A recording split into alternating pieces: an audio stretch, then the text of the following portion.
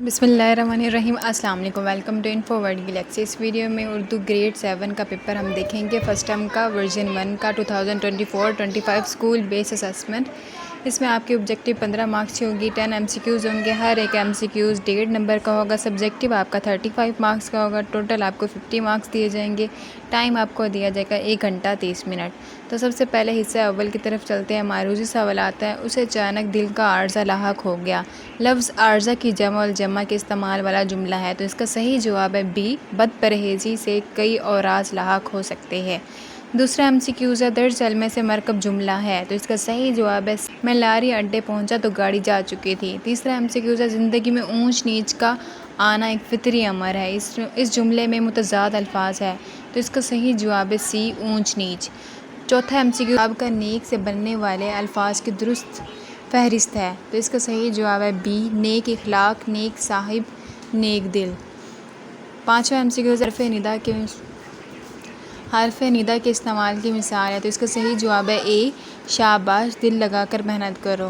چھٹا محاورے کے درست استعمال والا جملہ ہے، تو اس کا صحیح جواب ہے بی، خیالی پلاؤ پکانے سے کچھ ہاتھ نہیں آتا، محنت میں ہی عظمت ہے۔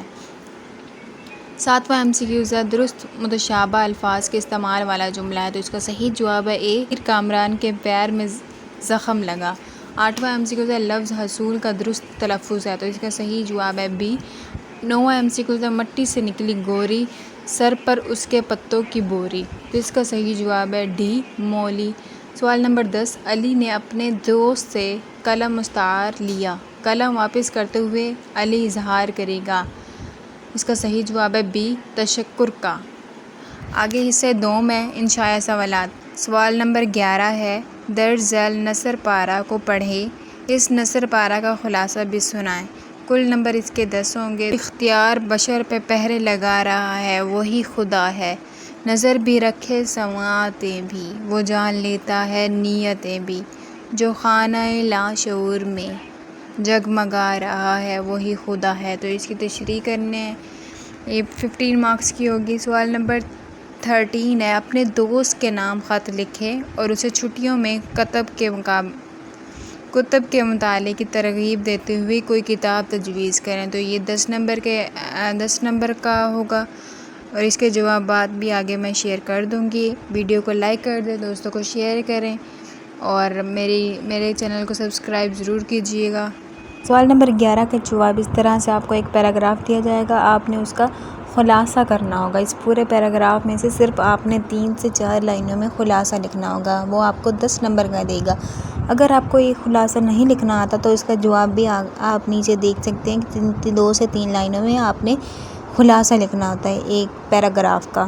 اس طرح سے یہ پیراگراف پہ دیکھ لیں آپ، اور اسٹوڈنٹ ویڈیو کو لائک کر دیں، چینل کو سبسکرائب کر دیں، اور بیل آئیکن لازمی دبائیے گا تاکہ میری ہر ویڈیو آنے والی آپ تک پہنچ جائے۔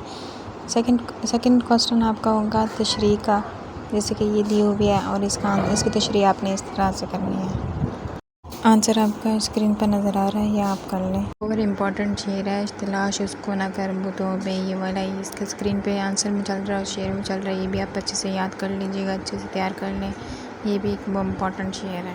کسی کو سوچوں نے کب سراہا، وہی ہوا جو خدا نے چاہا، جو خود اختیار بشر پہ پہرے لگا رہا ہے، وہی خدا ہے۔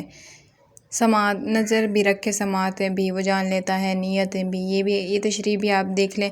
اور لاسٹ پہ آپ کو ایک وہ دیا ہوا ہے، خط دیا ہوا ہے، اپنی والدہ کے نام یا والد کے نام خط لکھیں اور اسکول کی تعلیم و تفریح دورے پر جانے کے لیے اجازت لیں۔ اس کا بھی خط آپ کو نظر آ رہا ہے۔